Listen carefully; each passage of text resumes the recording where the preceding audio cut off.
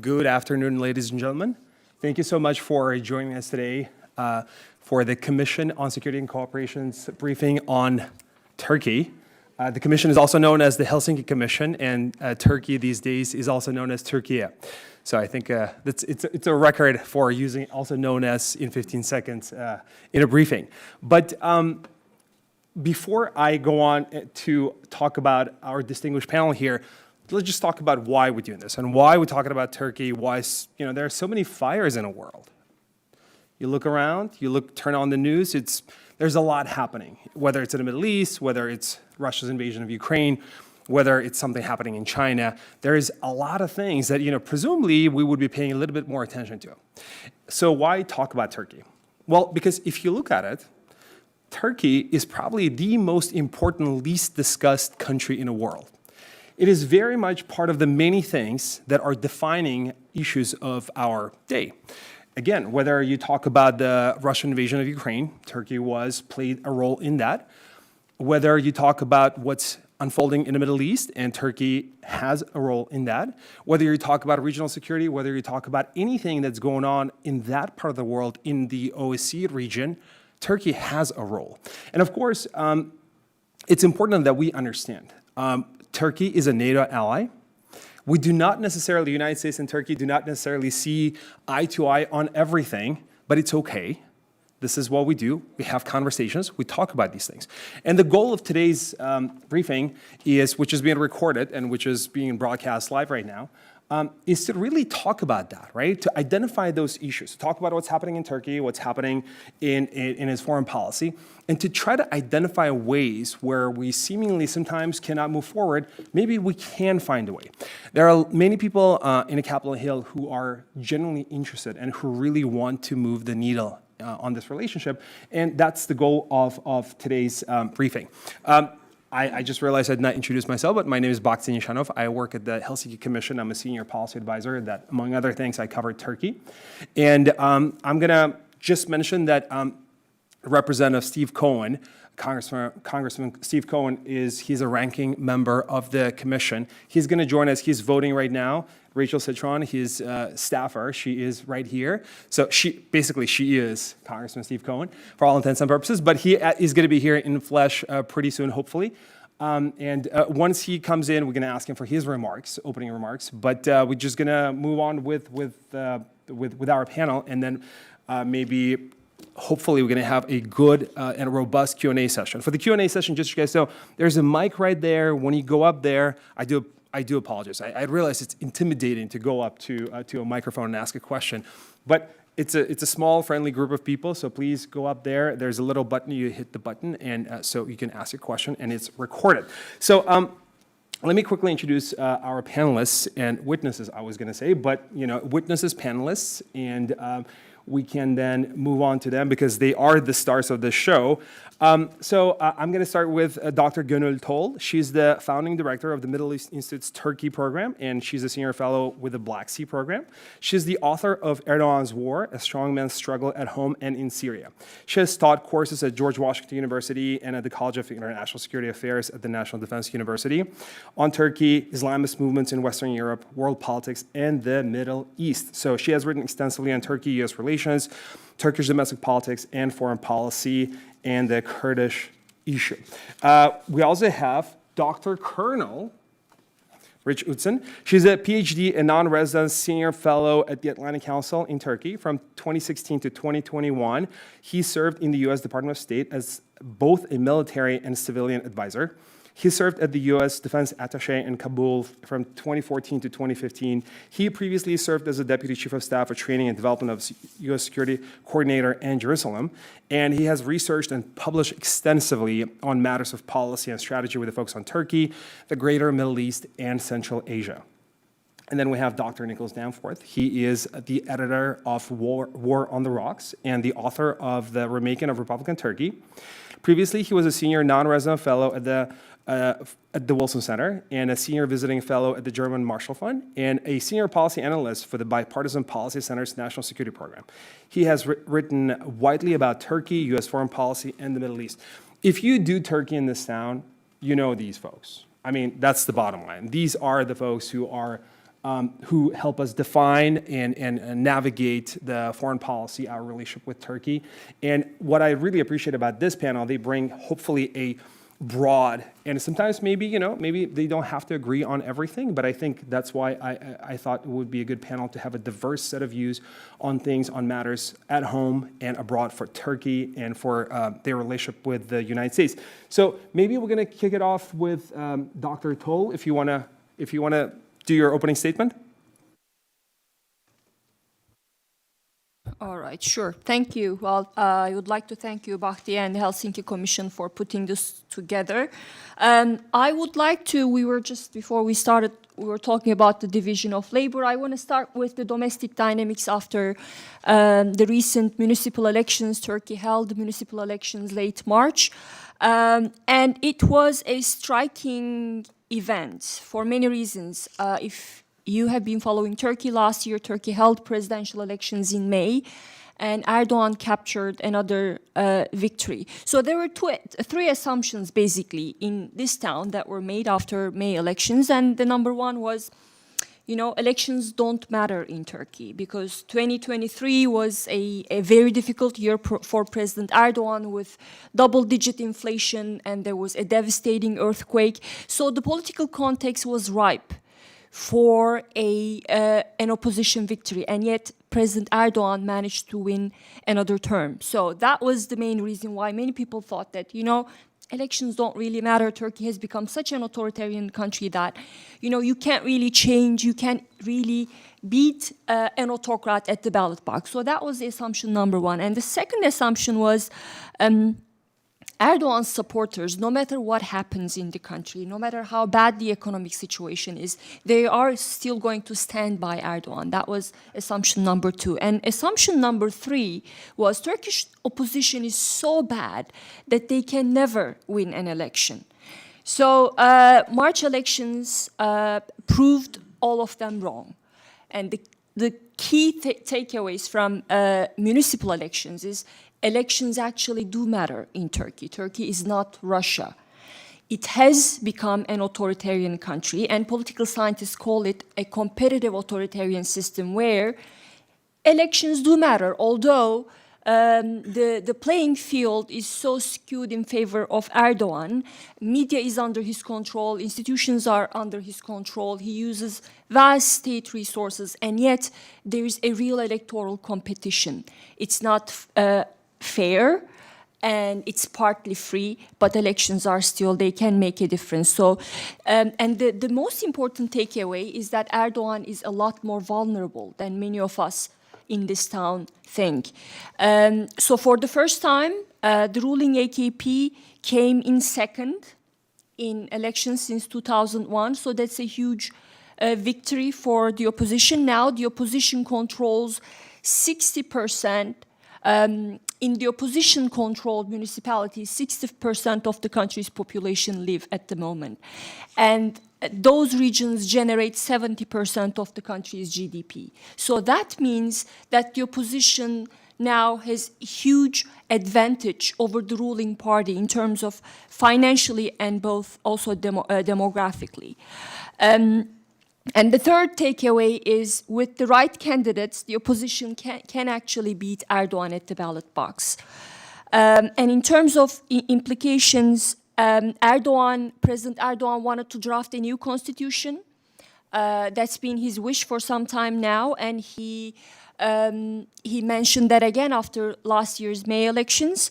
But right now, with this election result, I don't think that's going to happen. He wanted to draft a new constitution, mainly because he wanted to get rid of the 50% one requirement to capture presidency. That's been a burden for him. He's been in talks with the opposition parties. I don't think that's going to happen. And the second implication is, I think the elections now give the main opposition party a huge opportunity to beat Erdogan in the next general elections in 2028. Some of you might say, well, these were just municipal elections. How can you make generalizations about the general elections? And my answer to that is Erdogan had turned the municipal elections into a referendum on his rule. He campaigned heavily in favor of his candidates.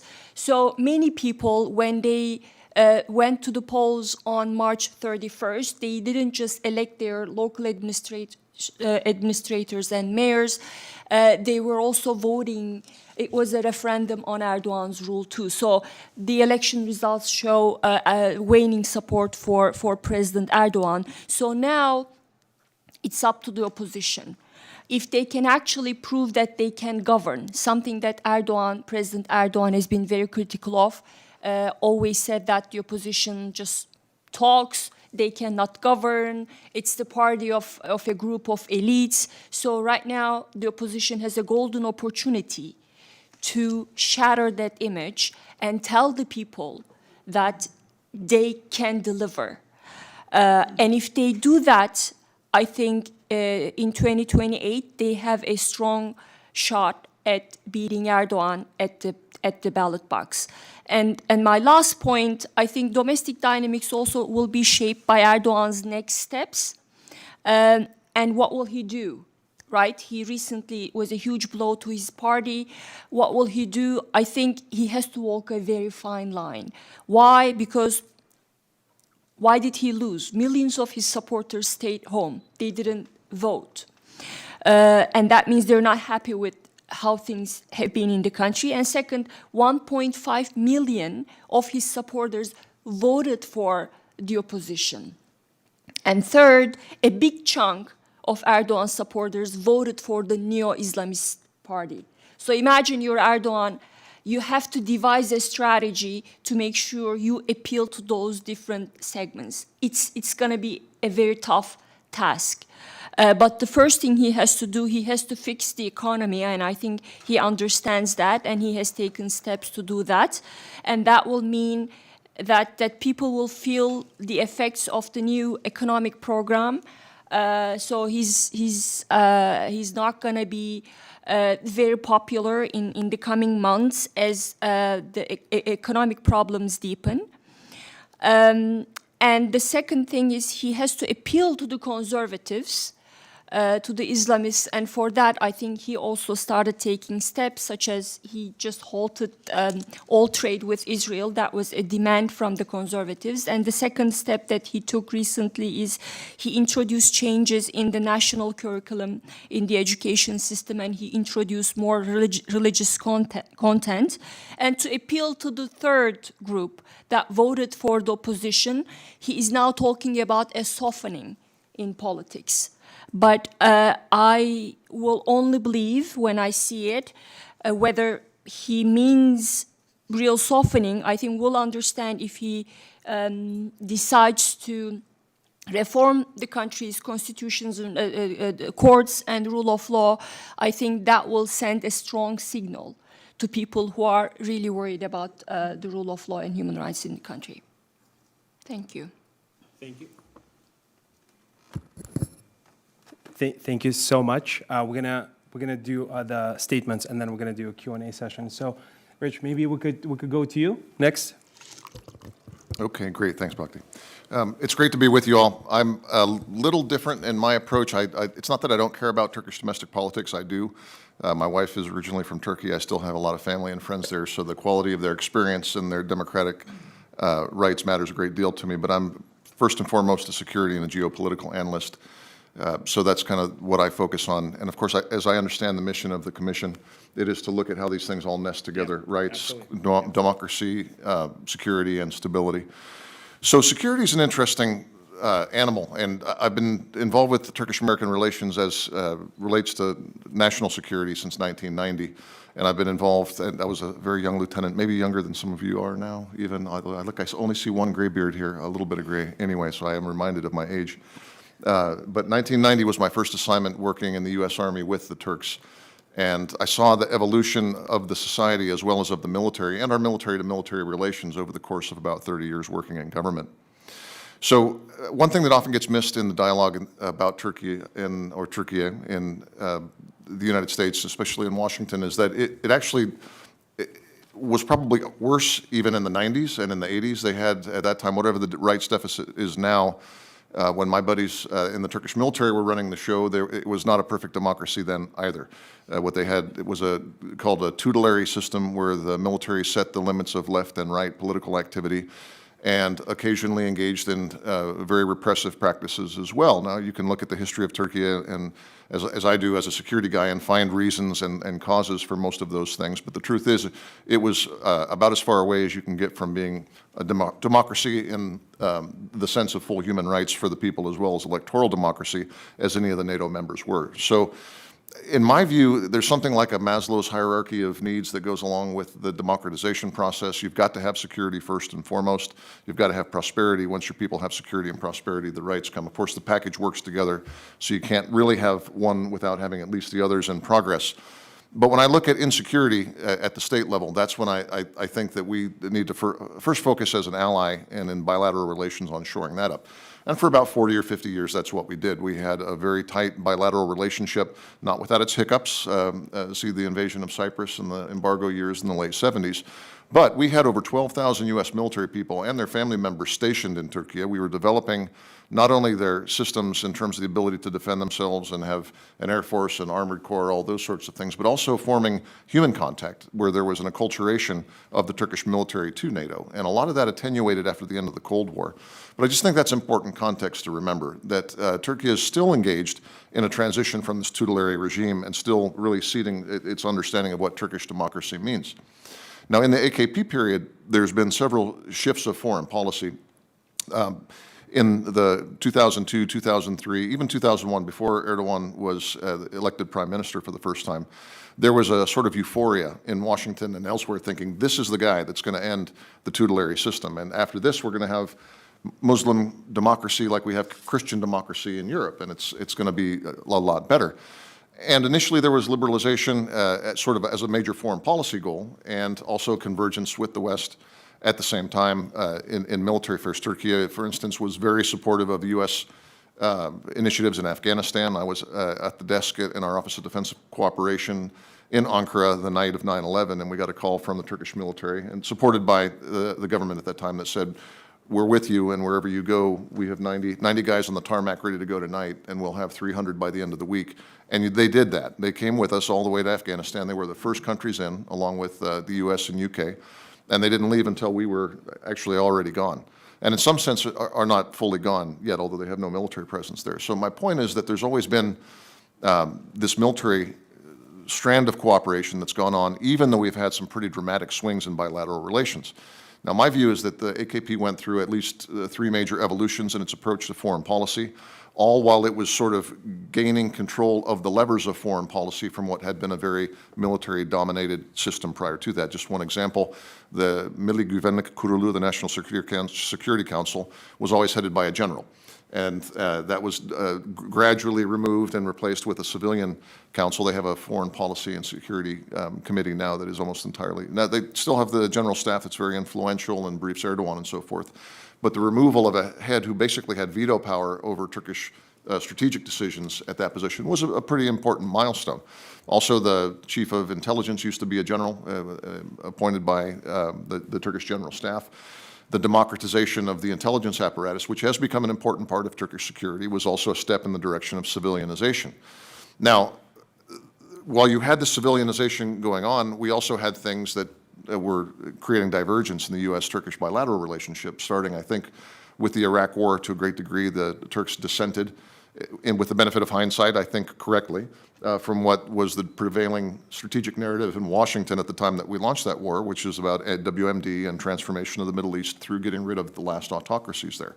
The Turks told us, this is not going to be as easy as you think. They're not going to meet you with flowers, and you're probably going to break some things that will take a while to put back together, and frankly, they were right.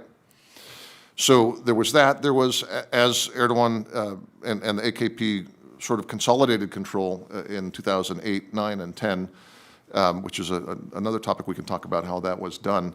There was divergence on regional issues, specifically over the Mavi Marmara, the Shimon Peres event at Davos, and this feeling that the United States blank check to Israel was not something that Turkey any longer had an interest in supporting as they had during the 1990s with what we called the trilateral strategic understanding. But it was Syria that that was the straw that broke the camel's back in terms of our strategic cooperation. And I'll use this moment just to say that another truth about Turkey and the U.S. in strategic terms is it's always been cyclical, right? We've never had a golden era that was sustained. There's always been things that happen that push us to the very point of snapping and normally have very bad security consequences for both of us. One of those was Cyprus in the 70s, and another one certainly was the Iraq War at the beginning of the 2003, although we recovered from that a little bit more quickly. The Turks got pragmatic and ultimately changed their policy, even as we got a little bit more pragmatic about our own. But in the case of Syria, we're still coming out of a trough in relations that was caused by an initial agreement on that we thought Assad should go, followed by an utter disagreement about how that should go. And when the U.S. rescoped its strategy, we've had great divergence ever since then. Laid over that, you had huge insecurity in Turkey, driven by the rivalry for power between President Erdogan and the Gulen movement. It's probably not the time to go into, how that all occurred and what degree, the human rights abuses have been involved and all that. I'll just say that there was a very real struggle, and few Turkey experts doubt this, for control of the Turkish bureaucracy, including the military, between the supporters of Fethullah Gulen and those that were willing to ride on the back of his movement, even if they were not devoted Gulenists themselves, and the remnants of the military from the old Kemalist corps and, frankly, with Erdogan. That all erupted in 2016. It had been developing for 4 or 5 years before that, after the sort of falling out between Gulen and President Erdogan. But the denouement of that in 2016 was the attempted coup attempt. So we had, at the same time, we had major disagreements with Turkey over Syria and a number of other regional things. We had massive insecurity in Turkey. And I think this was a psychic wound on the Turkish people that has yet to be fully healed. And I don't want to go on too much about that. I'm happy to answer questions on that later. But I guess to end on a somewhat optimistic note, I did say it's cyclical. And I think that what I've seen is after 10 years or 12 years where even fairly expert people in Washington couldn't agree on exactly what was going on in Washington. And the Gulen phenomenon is one great example where it's very hard to get exact consensus on what happened in July of 2016. And of the U.S. policy community essentially saying, we can't touch this. We can't engage with these guys.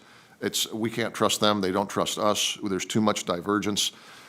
Things have shifted. And one of the things that shifted was, of course, the Russians ramping up their war against Ukraine in 2022, our withdrawal from Afghanistan, and the end of what had been a major cooperative project between the two of us was another. But to paraphrase Mark Twain, God created war to remind Americans about geography, and I'll say geopolitics here, because with all of these things happening that were injurious to our joint and common interests, there has been an opening and a convergence between our strategic interests once again. So I think that this discussion comes at an interesting time, because we've come out of what was in some ways a very sterile, very negative period in bilateral relations to a period that has some promise. And I want to give, since we're working within the framework of congressional work today, I want to give real credit to members of Congress, HVAC, SFRC, and others who have been willing to listen a second time about things like the F-16 deal. Because if my Maslow theory is right, by having a joint project, a joint cooperative project on security that's so massively important for the Turks as the F-16s, by the way, it supports U.S. defense industry and NATO's well-being, we create the opportunity to talk more about rights and about the quality of democracy and things like that. Because when you're not at dagger points over the security issues, I think the other issues become a little bit easier to talk about and to nest. Ambassador Jeff Flake, who will give him honorary status as a legislator, since he's a former senator also, has done fantastic work in terms of engaging on the Hill and in Ankara to try to bring together some communities that had been very acrimonious for previous years. I'm not going to paint too rosy a picture because there's still big divergences of opinion over certain things. And again, I would just remind you, in the 30 years, 35 years I've been watching the relationship, that's kind of always been true. But when we have devoted ambassadors and members of the legislature on both sides, as well as people in the executive branch, and cadre of understanding people who get the regional nuances, which I think you represent here as well, we find solutions. And I think that in the current geopolitical environment, security relations between the two are waxing rather than waning, and this sets the stage for enhancement of the other parts of the mission of the Commission. Perfect. Thank you so much. Nick?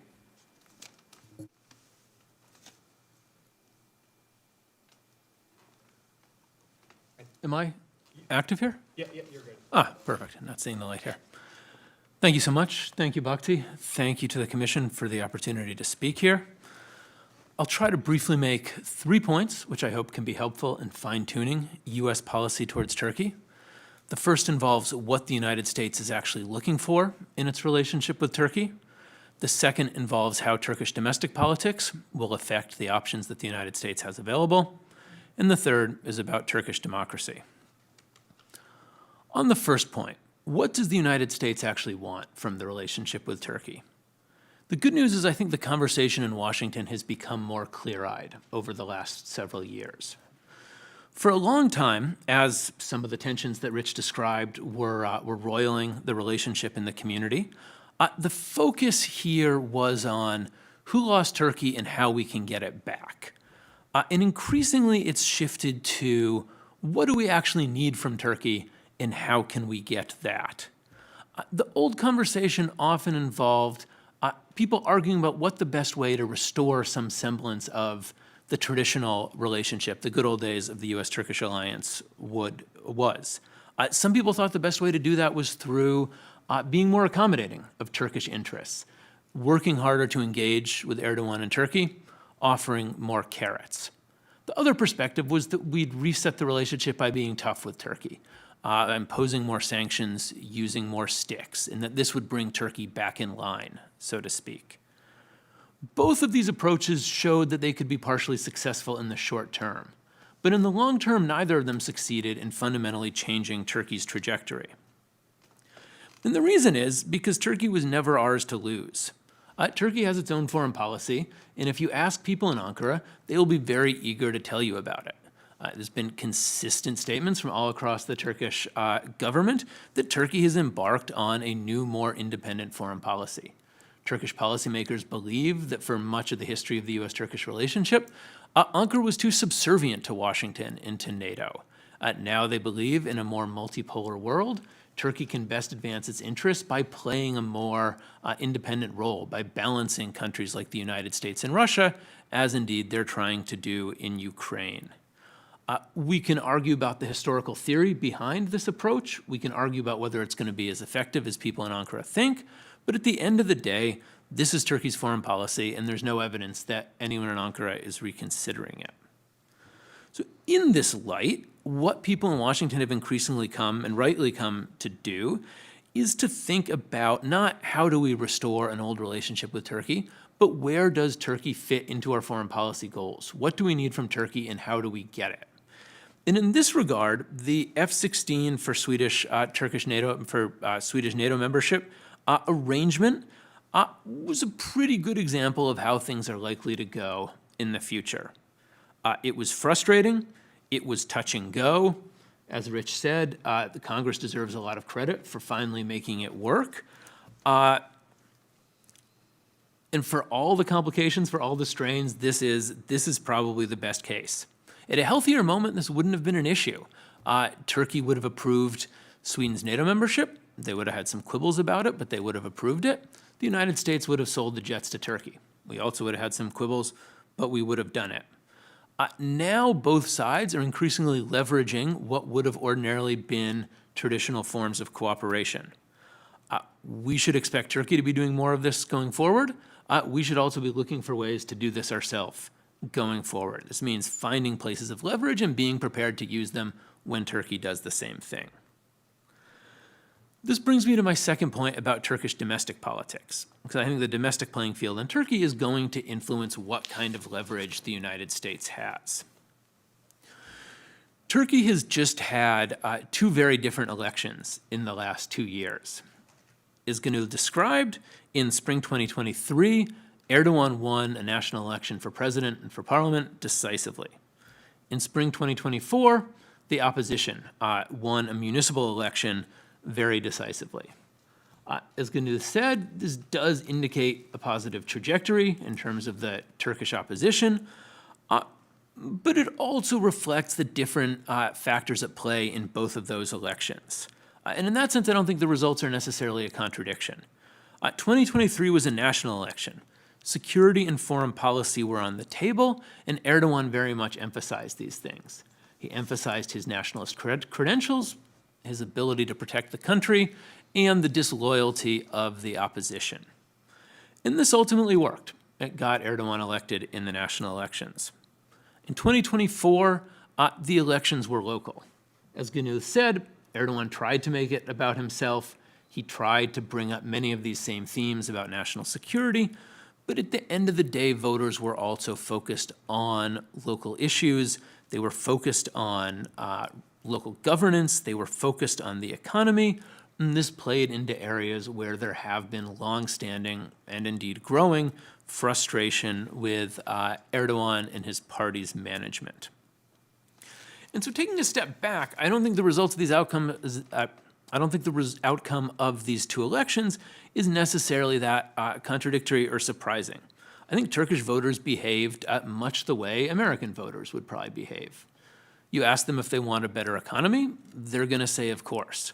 You ask them if they're willing to sacrifice their national security, their national honor, their national values to achieve a better economy, they're going to say no.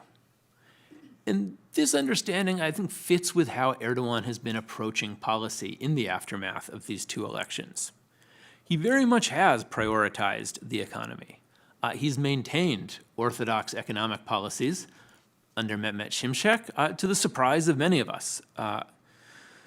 He's also worked to improve ties with the United States, with Europe, with Gulf countries, and until recently with Israel, because he thought stabilizing these relationships would also be good for the Turkish economy. But we've seen the limits to these efforts as well.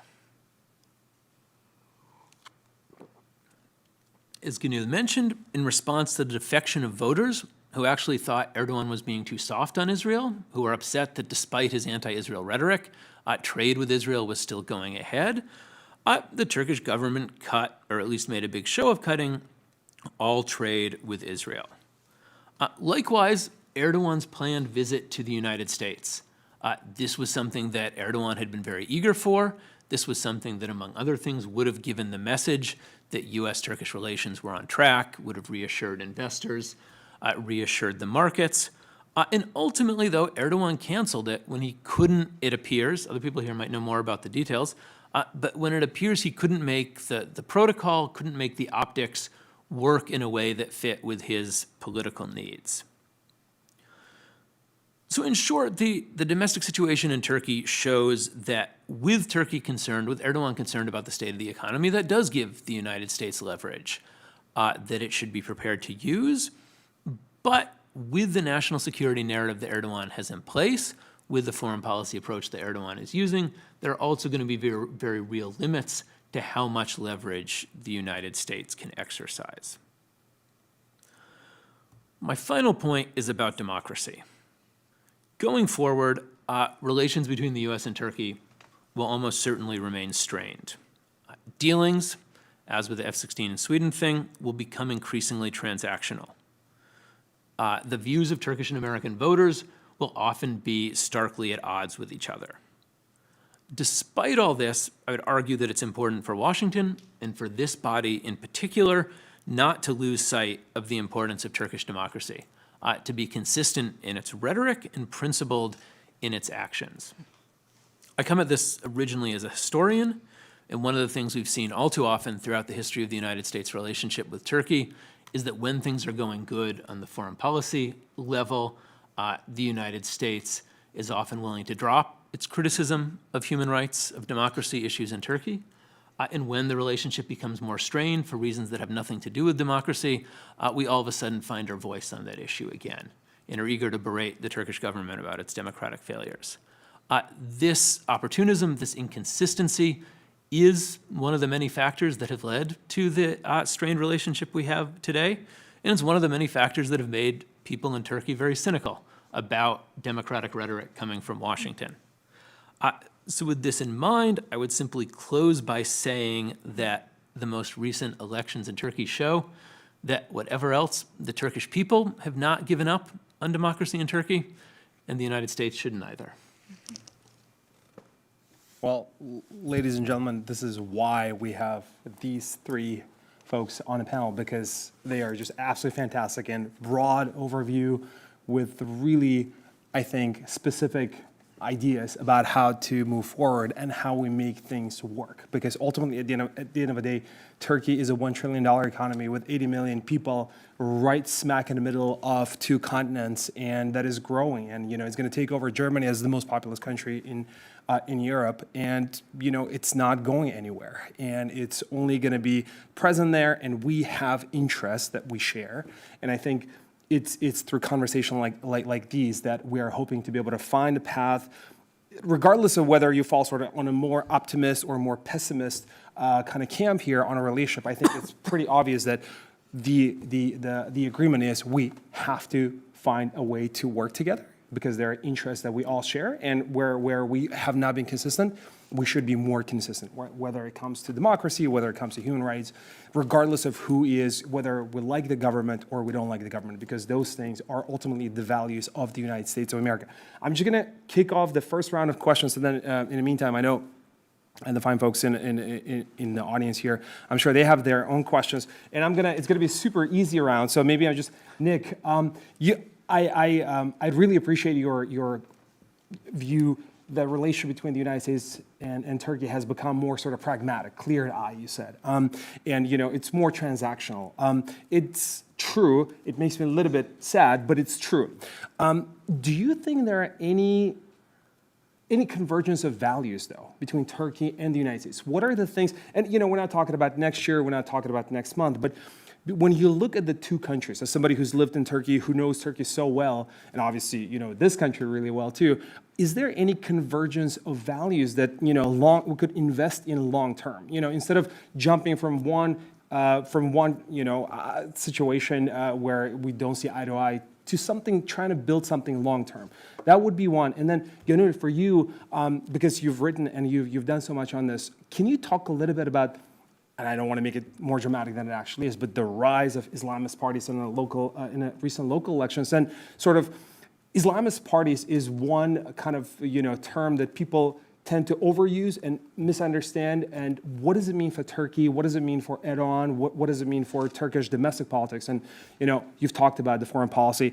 And Rich, probably the easiest question for you is, what does Turkey do with Israel-Palestine, with Hamas-Israel war? And as Nick and you've talked about it, Turkey was on the verge of trying to improve relationship with Israel. I mean, we're talking about potentially Israeli high-level delegation visit to Turkey, literally, last fall, and we went from that to now all the trade being cut off and whatnot. Although it's obviously not as straightforward as the media makes it out to be. So, what is the role that Turkey could play? How do you see that relationship because of your experience in the Middle East?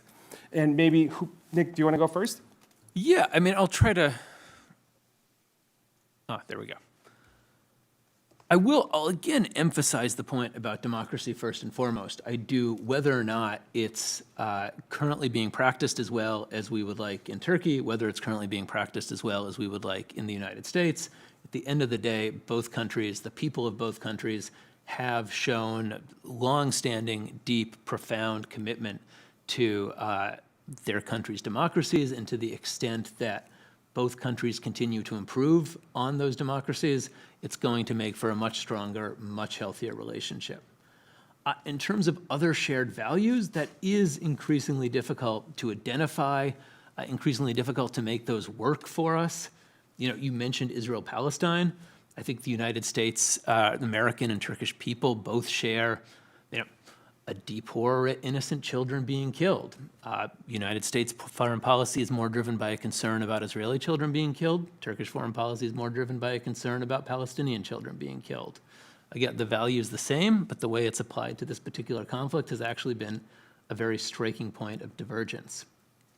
What I'd say finally, whether or not, to the extent that we share some very profound values and often disagree about the way our respective countries apply those values in the world, one thing that I would certainly recommend, that I would certainly emphasize, is that whatever happens in the relationship, the United States government look for ways to improve the relationship between the two countries at the personal level, that educational exchange, the individual exchange not be a consequence of the relationship breaking down. A number of us who work on Turkey in the United States are people who grew up, benefiting from, in my case, U.S. government-sponsored programs that sent me to Turkey, that enabled me to learn Turkish. There are multiple generations now of people who got firsthand experience in the country, grew to love the country, may not always play out the way anyone wants in a foreign policy realm, may not always mean that we agree with everything Turkey does, but those personal relationships, that kind of education is something that I think is ultimately going to be valuable for maintaining the relationship, for rebuilding the relationship in the long run, and to the extent U.S. government policy can make sure those relationships and that kind of educational opportunity continues, it will be for the better. Well, if I may say a few things about that, the relationship and whether values play any role. Rich said something in his initial remarks. He said that when we agree on security issues, it gets easier to talk about the problems of democracy and human rights. And I would like to disagree with that, because if you look at the history of the two countries' relationship, concerns over security, they always trump the concerns over democracy. And once again, we saw the same thing happening. So before the Russian invasion of Ukraine, a lot of problems between the two countries, and we have seen members of Congress and people from the Biden administration criticizing Turkey's democratic shortcomings. And as someone who cares deeply about democracy and human rights across the world, but particularly in Turkey, I was really encouraged by President Biden's remarks. He called Erdogan an autocrat, and he said that the United States should support pro-democracy forces. And yet here comes the invasion of Ukraine that provides an opening to Turkey. And now we are back to square one, to the Cold War years, where although the Biden administration framed the war in Ukraine as a battle between democracy and autocracy, now he is getting closer. He's cultivating closer ties with autocratic allies. And I think that really undercuts what the Biden administration is trying to do, which is restoring democracy globally, supporting democracy globally, right? So that's why in a recent piece that I wrote, I suggested, instead of framing, I understand I'm not naive, we have to work with autocratic allies to counter Russia, but instead of calling that a war against autocracy, call it a fight for international law, so that you can work with countries like Turkey, right? It's understandable why Biden and this administration and also members of Congress value Turkey's role, because Turkey played a very critical role in the war in Ukraine.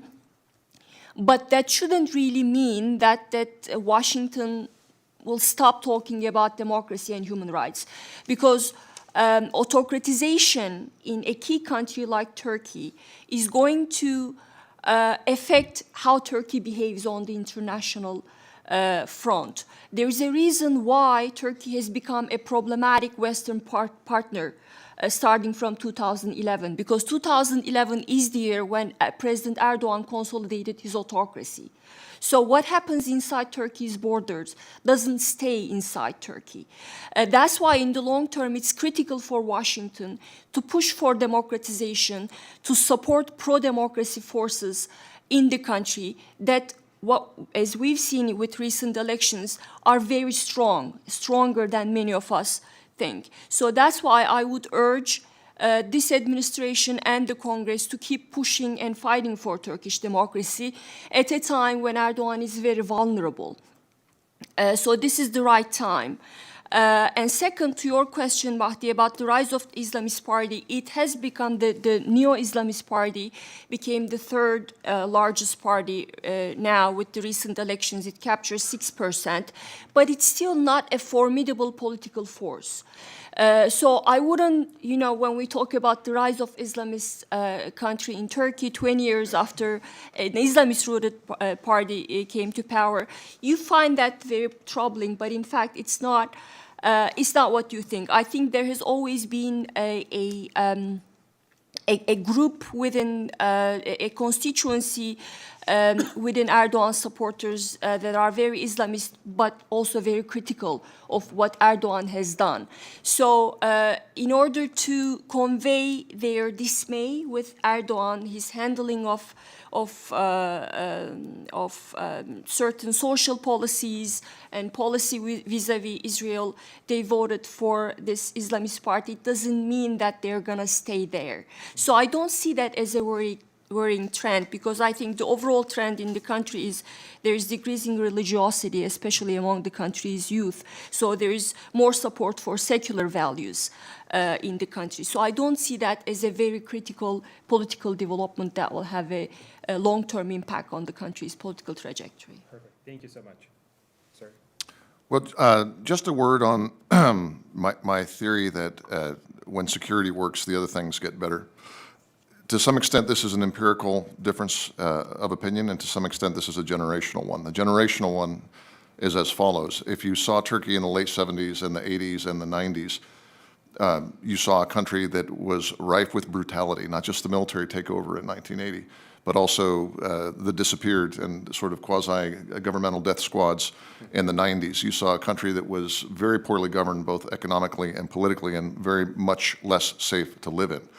What we also saw was military contacts and American subsidy of Turkish defense that opened up the doors for conversations with military officers to make sure that the next generation would behave differently. And what you saw coupling that with the accession talks with the EU was a Turkish military that was willing to cede power in the interest, gradually, in the interests of EU membership and in the interests of getting its people to the same standards of democracy and affluence that we're seeing in the West.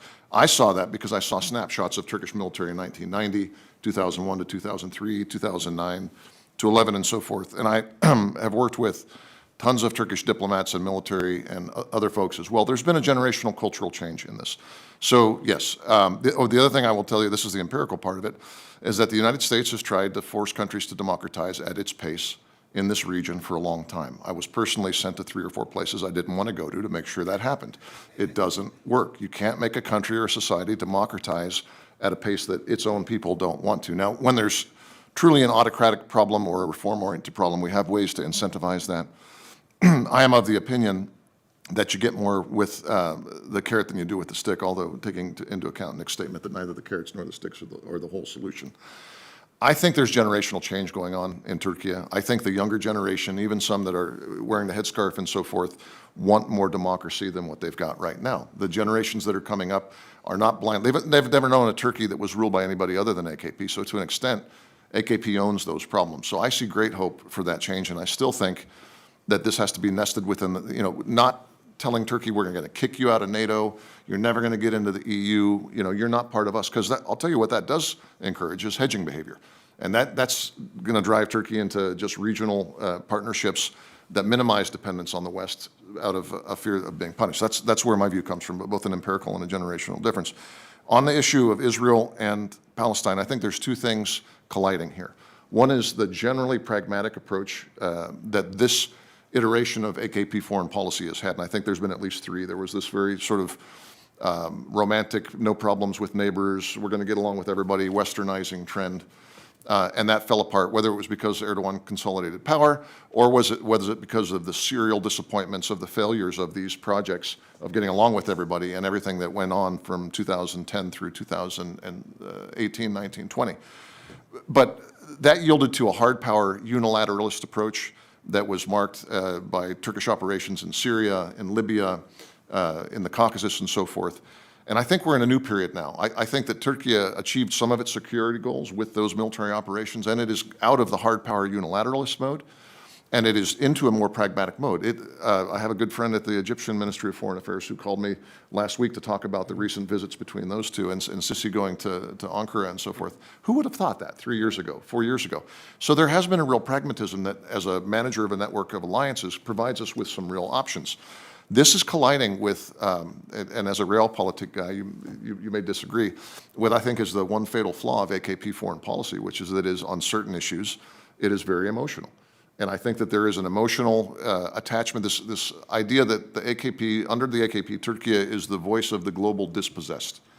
And especially with regards to the Muslim world, and the idea that the West and Europe have not, they still control the levers of power, and they don't give a fair shake to the global South or to majority Muslim communities. This is why they have this, the world is bigger than five campaign to try to get the permanent members of the UN Security Council expanded.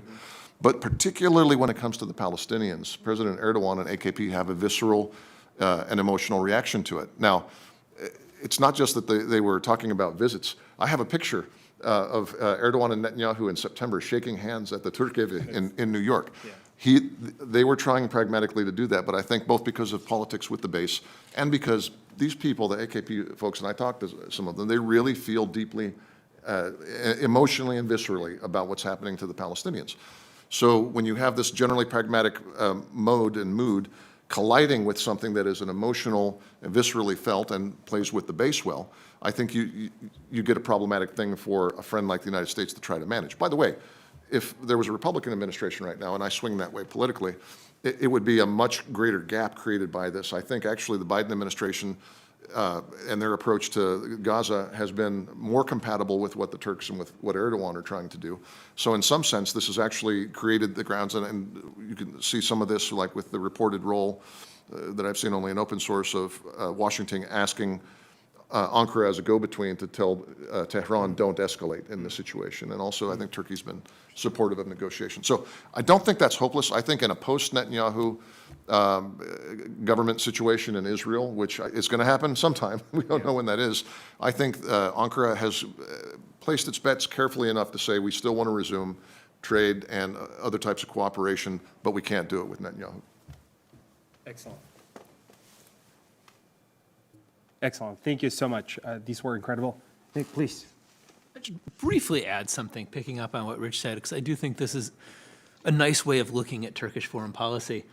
Erdogan very much does want to be a champion of the global South while remaining on good terms with the global North.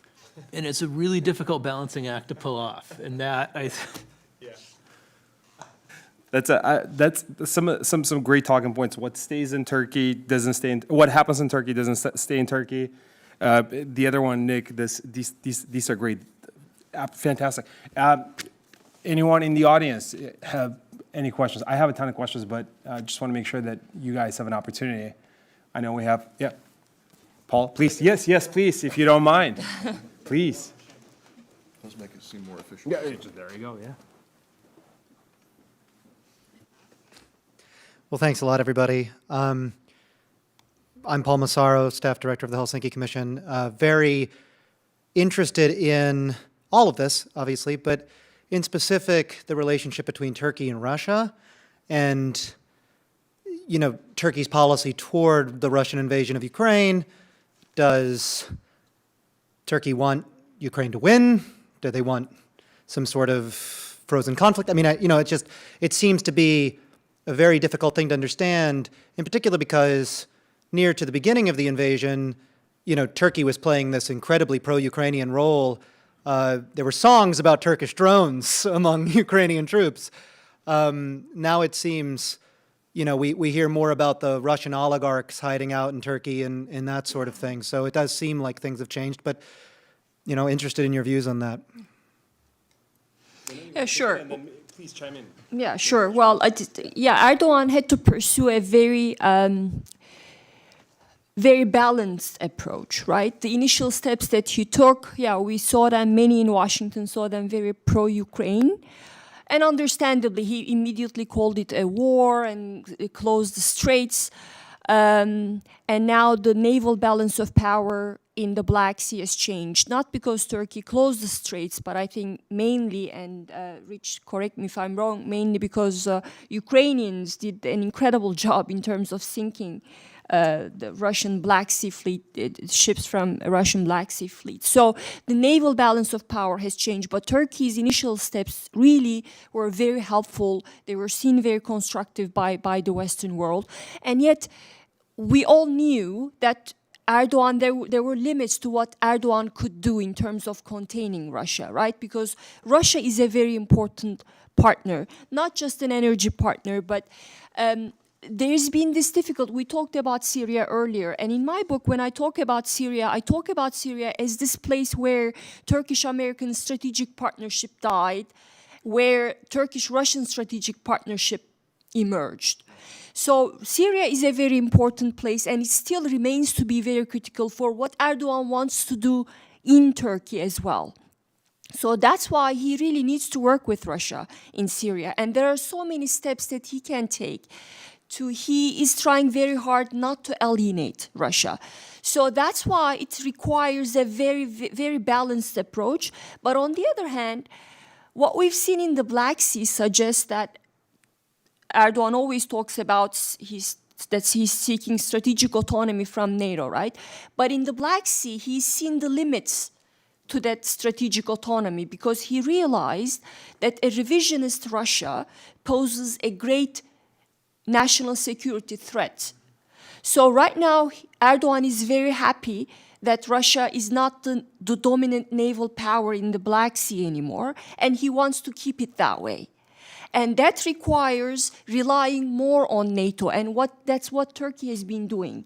And that's a big change from Turkey's decades-old Black Sea policy, which was always keep NATO out. We want to make sure that regional powers call the shots in the Black Sea. But especially since the 22 invasion of Ukraine, Erdogan is relying on NATO more and more. So that tells me that he sees Russia as more of a threat. And that really pushes him to work more closely with the Western allies. Thank you. You want to take it next, Nick? Or? Go ahead if you got. Well, I'm just going to say the Turks have been very unambiguous about being pro-Ukrainian sovereignty over all of their territory, including Crimea. They've made no bones about the fact that they want to see Ukraine in NATO ultimately. They have had not just drones, but since shortly after I think it was late 2015 was when they signed the first military agreement with Ukraine at a time that nobody in Europe would, including the United States. No lethal aid, no nothing, because we thought it was escalatory. They had a commando training agreement. They started providing small arms, training Ukrainians in Türkiye. It escalated with the drones, but not just the drones, with Kirpi armored vehicles. I've done some writing on this. And the defense industrial fusion projects like aircraft motors from Motor Sich, the Ukrainian company. And these are long-term projects. So Türkiye, unlike the United States and Europe, doesn't have this great sort of Damocles politically hanging over whether it's going to be there, which you guys have probably lived with a lot. So I think that's a fundamental fact, that the greatest single disaster for Türkiye would be the fall of Ukraine and the end of Ukrainian sovereignty, because then it would be a Russian lake in the Black Sea, and they'd have a real deterrence problem in their hand. The second biggest disaster that could befall Türkiye in the Black Sea would be an outright Russian collapse. Why? Because if you're Türkiye, you've lived through the Western countries trying to manage Iraq and trying to manage Syria, and frankly, it hasn't worked out all that well. So I think the last thing that they would want to see is the massive intrusion of NATO forces and or NATO ships, naval presence, that sort of thing in Black Sea. They're okay with the littoral states, with Romania, Bulgaria, and Türkiye sort of running NATO operations in that area. They do not want American ships, British ships, anything like that. So they want to, by the way, they have a bunch of gas they want to develop up there as well. What they really want is this war to end with Ukraine intact and Russia still doing trade with them. And I think that's kind of where their heart is. But make no mistake, in private as well as in public, they say the worst thing that would happen would be an absolute Ukrainian collapse. So they don't want that. Yeah, I'd say as far as what the ideal outcome for Turkey would be, it would be a situation in which the active fighting has stopped. Western sanctions on Russia have been lifted. Ukraine and Russia have reached some kind of peace arrangement, negotiated, overseen by Turkey in a very high-profile manner. That creates a situation in which Russia and the West are still deeply at odds with each other. There's still a multipolarity there that Turkey can benefit from. But Russia is also left weakened so that in the individual areas where Turkey and Turkish forces have gone head-to-head with Russia, like Syria, like Libya, like Nagorno-Karabakh, Turkey is in a stronger position not to wage war with Russia with some goal of weakening Russia in the long term, but simply to engage with Russia from a position of greater local military strength which they will still try to use to ultimately stay in good terms with Russia. The goal is still to maintain strong economic relationships with Russia. The goal is still ultimately to work with Russia to reduce Western influence in Turkey and Russia's region, but to do that from a situation where NATO has kept Russia weak enough that Turkey can play both sides more effectively. Perfect. Thank you so much. Anyone? Please. Yes, please. Yeah, we like you standing up there. That's makes for a good image. Thank you all very much. Is this on? Should hit the button. Thank you all very much. My name is Nick Camargo. I'm an intern at the Middle East Policy Council. This has been a very interesting discussion. My question was, I believe it was you who mentioned the war in Karabakh in the last question before, and we've seen a lot of discussion on the Armenian side about their deep dissatisfaction with the CSTO, with Russia leaving out to dry during the 2020 war, and discussions about some sort of Armenia-Turkey opening relations, opening the borders. Been a lot of talk about it. And feel free, any of you, to answer this. Would such a diplomatic opening be possible with Erdogan still depending in Parliament on the MHP, the far-right ultranationalist party, for votes in Parliament as part of his coalition? And would he be willing to, in any scenario, end his coalition alliance with them to pursue a groundbreaking normalization with Armenia, which, as far as I'm aware, the MHP staunchly opposes? Thank you. Thank you for the question. Nick, you want to take it? And then anyone else, please chime in. Sure. Since the Azeri victory in the Nagorno-Karabakh conflict, we've been hearing talk that Erdogan wanted to capitalize on this and use this as an opportunity to make peace with Armenia. It would be a great diplomatic victory for him. It would improve trade ties between Turkey and Armenia. It would position Turkey to be some kind of protector of Armenia, particularly after Russia was no longer capable of fulfilling that role. This was something that was talked up as a project that the United States should support. The issue is that it hasn't happened, and I think part of the problem is both the Azeri dynamic and the domestic political dynamic in Turkey. Turkey thinks somehow that Azerbaijan is going to keep putting more and more pressure on Armenia, and that is going to force Armenia to make peace with Turkey rapprochement with Turkey on Turkey's terms. And yet, as this dynamic has continued, so far what we've seen is Azerbaijan simply putting more and more pressure, military, diplomatic, on Armenia. Again, at some point, I think the hope is that Armenia will then have to turn and accept Turkey's terms in order to get Turkey to call off Azeri pressure on Armenia. I just don't, we've been waiting for this dynamic to work out.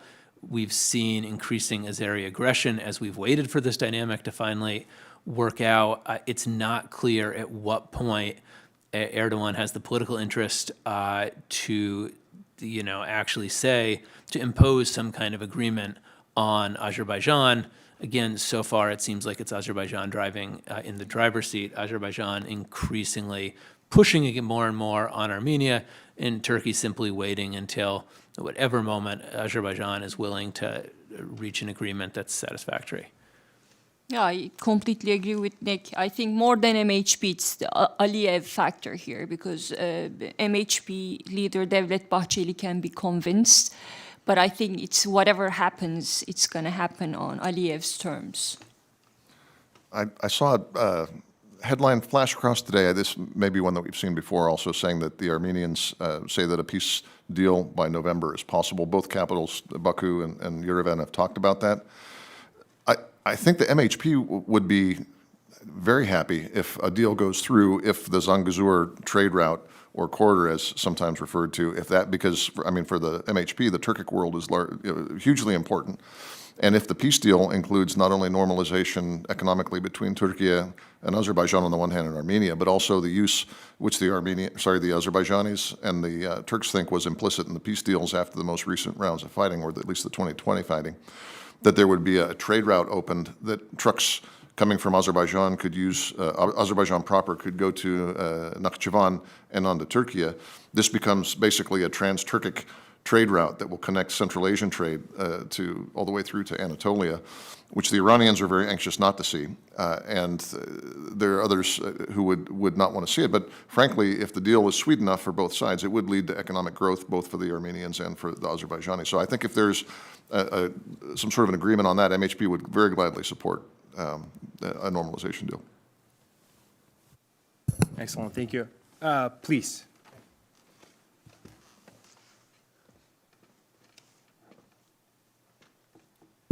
Thank you all for being here. It's been really informational. Would you think that the educational implementation of the Blue Homeland and the conversion of historic sites, such as the Chor Museum, to a mosque was a way for Erdogan to gain back the lost popularity with the nationalist and Islamic bases? And just kind of within the AKP realm, do you think there's anyone else that maybe we should keep an eye on for the next, I guess, upcoming national elections? Thanks. Oh, my name's Tom. I'm in Representative Lance Gooden's office, and I'm just a fellow. Thank you. Yeah, sure. No, the short answer is yes, and Erdogan has been doing that for some time now. Since 2019, he has taken several steps. He withdrew the country from Istanbul Convention, for example. That's a convention that was designed to fight violence against women. And he also took several other steps to appeal to his conservative Islamist base. But I think the problem is, and we will see more of that. Again, he recently made changes in the countries, in the national curriculum to introduce more religious content. So he is trying to appeal and draw back those Islamist voters that went to this neo-Islamist party in the recent March elections. So that is, I think, so I'm expecting to see more steps like that from Erdogan. But the question is, I think there's a bigger question here. And that is, he really, even the Islamists, I mean, I think the post-October 7th context made the Israel-Palestinian issue a core issue for this constituency. But if you look at the polls, still economic problems are the #1 problem for that constituency as well. So Erdogan carrying out more conservative reforms, I think is not gonna fix this problem, and he understands that. So he can take some symbolic steps, but at the end of the day, that Islamist constituency, I think the fact that this neo-Islamist party captured 6% and it became the 3rd largest party doesn't mean that whole constituency's main concerns are about that they have an Islamist agenda. Like the rest of other segments of the country, they worry about the country's institutions, they worry about the rule of law, they worry about economic problems. So he might take those steps as symbolic gestures, but I think deep down he understands that he needs to address the country's economic problems first. Just one quick comment on that. Over the past 20 years of Erdogan being in power, questions like this, why does he do what he did, come up a lot. And there's 5 types of answers that are deployed. Sometimes it's the ego of the leader and or isolation from other sources of advice. Another is just normative, bad person, anti-US, anti-Western, pro-Putin, all that sort of thing. A third, which is normally pretty good, is for domestic political reasons, and that would be, I think, implied by the question. The most convincing one that normally gets left out is geopolitics, and I think in the case of the Blue Homeland, you have to look at the prompting action, in my view, which was the exclusion of Turkey from the Eastern Mediterranean Gas Forum, and the promulgation of energy plans that essentially bypass Turkey. As a geopolitical proposition, Turkey sees itself as the center of energy networks going from the Middle East to Europe, through Russia, through Turkmenistan, Kazakhstan, all this sort of thing. That's part of it. What it thinks is its value proposition strategically. So when it's getting flanked out, by the way, I think this had a lot to do with why they got involved with Libya as well, was this idea that there's a race for gas exploration and transport, and Turkey was being left out. So I think the geopolitical reasoning was predominant with regards to Blue Homeland. But I would never exclude the domestic political audiences either. Excellent. Any other questions? quick Yeah, weigh in on please, that? please. Right, there's always been this tension between Erdogan's fundamental pragmatism and his often provocative, inflammatory rhetoric. And as Rich said, it's often difficult sitting in DC to know what to make of the contrast and how all of that relates to Turkey's actual geopolitical interests. What I think the problem is in a lot of cases, and you get people, particularly people from the Turkish government, who are always eager to reassure you that, you know, whatever inflammatory thing Erdogan may be saying, whatever rhetoric the Turkish government's using, it doesn't really matter because it is just rhetoric. It's not ultimately shaping Turkish foreign policy. And the problem is that it's not as neat and tidy a division. And I think that Blue Homeland is an excellent example of that. You know, yes, it's good that right now Erdogan is just putting this in textbooks instead of trying to put it into action by conducting energy exploration in contested waters and going head-to-head with the Greek Navy. Definitely an improvement over several years ago. The problem is that you put that in textbooks, you have a generation of Turkish children who are going to grow up seeing that Mavi Marmara, or the Mavi Vatan map as their understanding of what their maritime rights should be. And then if in pursuit of Turkish geopolitical interests, you actually have to sit down and negotiate some kind of deal with Greece, you're all of a sudden going to have a wildly disparate understanding of what an acceptable agreement should be amongst the Turkish public that's going to make it much more difficult to actually reach some kind of reasonable solution going forward. Israel's another excellent example. I mean, Erdogan used very forward language in describing the Gaza conflict. At a certain point, his constituents said, all right, you know, you're talking the talk. Why aren't you walking the walk? That's the kind of difficulty that this rhetoric creates. That's fantastic. Anyone else? Any other questions? If not, I'm just going to do one final round, and then I think we're going to wrap up because this has been incredible, super informative, and I think, like I said, many takeaways from this. And I don't know who wants to take this one, but can someone speak to the Turkey-EU? I mean, is this even worth talking about? I mean, should we even bother with this thing, right? It's been going on from 1989. It's just so many other countries got in. Is this something that Turkey should just give up? Is there some sort of a policy to this? Or is this still a real leverage to get people, you know, to actually, because it did in the past, was used as leverage, and Turkey really believed in this and did go forward with some reforms.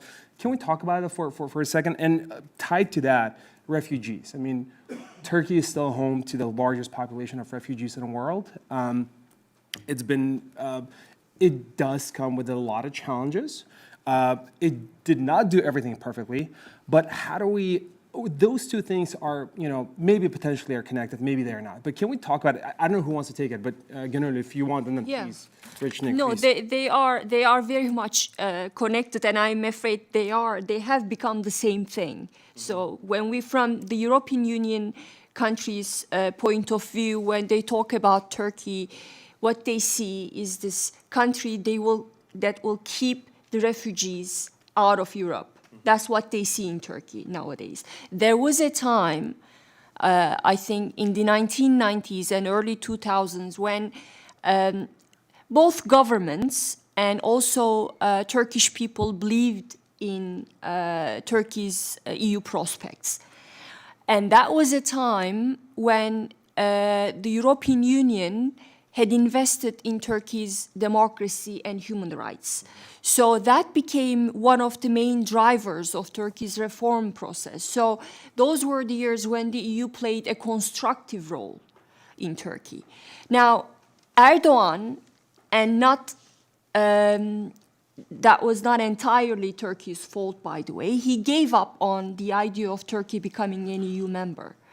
And I think that was mostly because of countries like Germany and France that started talking about a privileged partnership instead of full membership. So that created a huge nationalist backlash in Turkey, and that really, and the other things happened along the way, which made Erdogan believe that embracing Turkey's EU membership was not going to be good for his efforts to consolidate power. So instead, Erdogan took Turkey's EU membership and used that to consolidate his autocracy. So, and in 2015, the European Union signed this refugee deal with Turkey, and the EU too. I mean, Erdogan used that for his own pragmatic reasons, and from 2015 onwards, the EU also used Turkey for its own pragmatic reasons. Now it's become a very transactional relationship, and the EU is not the EU that once drove Turkey's democratization anymore. It greatly helped Erdogan consolidating his autocracy, and now with this refugee deal, it's helping him strengthen that autocracy, I think.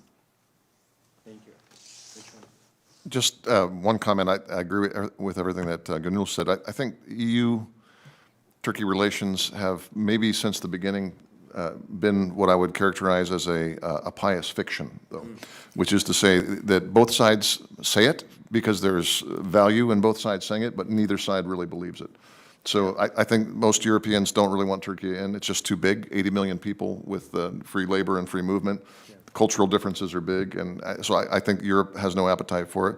And frankly, I think if most Turks really thought about Brussels, dictating the height of minarets in central Anatolia, they really don't want that either. So, but there was therapeutic value, and there also value, ideational value, and yeah, I mean, it drove reforms for a generation in Turkey. So I think they should still both pretend. Yeah. Nothing to add on.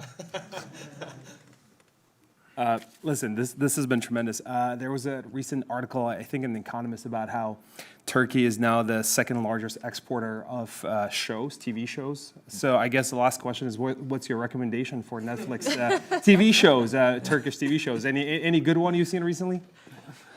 No. Rich, I knew I could count on you on this. Yeah. Well, Yeah. so I mean, He's secretly watching Turkish soap. well, now I'm in a mixed Turkish-American household, so I'm going to just go with my wife's choices on this. There you go. Because for me, I like Ertuğrul and all the old Ottoman sultans and the historical ones, but Kulüp, okay. which is it's the been- club. It's about 1950s. Oh, that's great. Cosmopolitan, and it's great. yeah. So this one is I think right? shows some of the very unique socio-cultural makeup of Istanbul, especially in the 50s, and a pretty critical era in terms of where Turkish post-World War II society was headed. And it's very entertaining. Excellent.